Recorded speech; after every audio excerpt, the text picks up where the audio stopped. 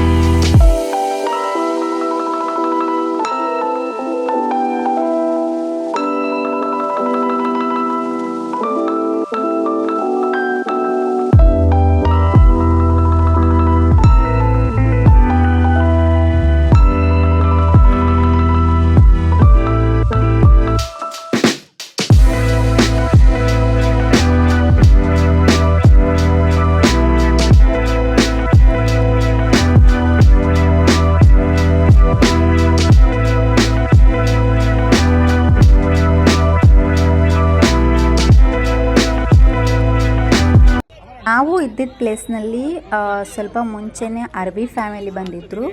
So ಅವ್ರದ್ದು finish ಆಗ್ತದೆ, ಆಮೇಲೆ ನೀವು ಸ್ಟಾರ್ಟ್ ಮಾಡ್ಬೋದು ಅಂತ ಹೇಳಿದಕ್ಕೋಸ್ಕರ ನಾವು ಸ್ವಲ್ಪ ಬಾರ್ಬಿಕ್ಯೂನ ಡಿಲೇ ಮಾಡಿದ್ವಿ. ಅವರು ಪ್ಲೇಸ್ ಎಲ್ಲ ಬಿಟ್ಕೊಡ್ಬೇಕಲ್ವಾ.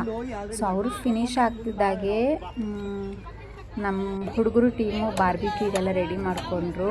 ನಾವು ಲೇಡೀಸ್ ಎಲ್ಲ ಕೂತ್ಕೊಂಡು ಕಾಯ್ತಾ ಇದ್ವಿ. ಅದೇ ಗ್ಯಾಪ್ನಲ್ಲಿ ಇನ್ನೊಂದು ಗೇಮ್ ಕೂಡ ಸ್ಟಾರ್ಟ್ ಮಾಡಿದ್ರು. ಹುಡುಗರದ್ದೊಂದು ಗ್ರೂಪು ಆ್ಯಂಡ್ ಹುಡುಗಿಯರದೊಂದು ಗ್ರೂಪ್, ಬಾಯ್ಸ್ ವರ್ಸಸ್ ಗರ್ಲ್ಸ್. ಬಲೂನನ್ನು ಅಲ್ಲಿಂದ ತಗೊಂಡು ಅಲ್ಲಿಗೆ ಇನ್ನೊಂದು ಕಡೆ ಹೋಗಿ ಇನ್ನೊಬ್ಬರಿಗೆ ಕೊಟ್ಟು ಅವ್ರು ಅದನ್ನು ಈ ರೀತಿಯಾಗಿ ಮಧ್ಯದಲ್ಲಿ ಇಟ್ಕೊಂಡು ಬರಬೇಕು. ಇದೇ ರೀತಿ ಕಂಟಿನ್ಯೂ ಆಗಿ ಒಂದು ಟೀಮ್ ಫುಲ್ ಕ್ರಿಯೇಟ್ ಆಗೋ ತನಕ ಮಾಡಬೇಕು. ಸೊ ಈ ಗೇಮು ಕೂಡ ಚೆನ್ನಾಗಿತ್ತು.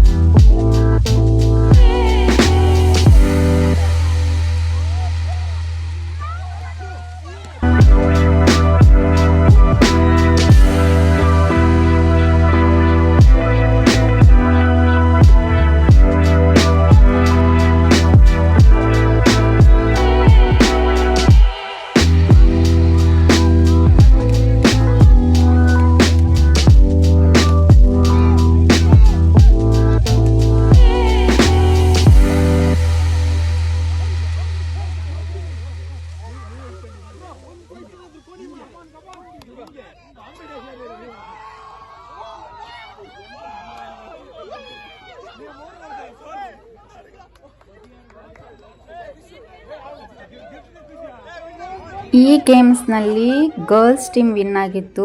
ಬಾಯ್ಸ್ ಹಾಗೆ ಈಸಿಯಾಗಿ ಬಿಟ್ಕೊಡಲ್ಲ ಅಲ್ವಾ, ಇವ್ರು ಚೀಟಿಂಗ್ ಮಾಡಿದ್ರು ಹಾಗೆ ಹೀಗೆ ಅಂತ ಸ್ವಲ್ಪ ಹೊತ್ತು ಫನ್ನಿ ಆರ್ಗ್ಯುಮೆಂಟ್ ನಡೀತು. ಈ ಗೇಮ್ ಮುಗಿತಾ ಇದ್ದ ಹಾಗೇನೆ ನೆಕ್ಸ್ಟ್ ಇನ್ನೊಂದು ಗೇಮ್ ಪ್ರಿಪೇರ್ ಆಗಿತ್ತು. ಬಿಸ್ಕೆಟಿಂದು ಅದು ಹಣೆ ಮೇಲೆ ಇಟ್ಕೊಂಡು ಮುಖನ ಶೇಕ್ ಮಾಡಿ ಬಾಯಿಗೆ ತಗೋಬೇಕಿತ್ತು. ಯಾರ್ಯಾರಿಗೆ ಇಂಟ್ರೆಸ್ಟ್ ಇತ್ತು ಅವರು ಆಟ ಆಡ್ತಿದ್ರು.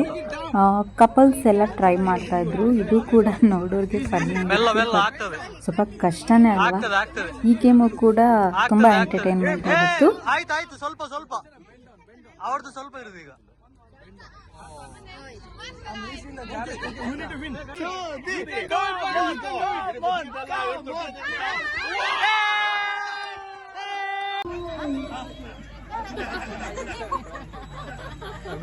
ಟ್ರೈ ಮಾಡು.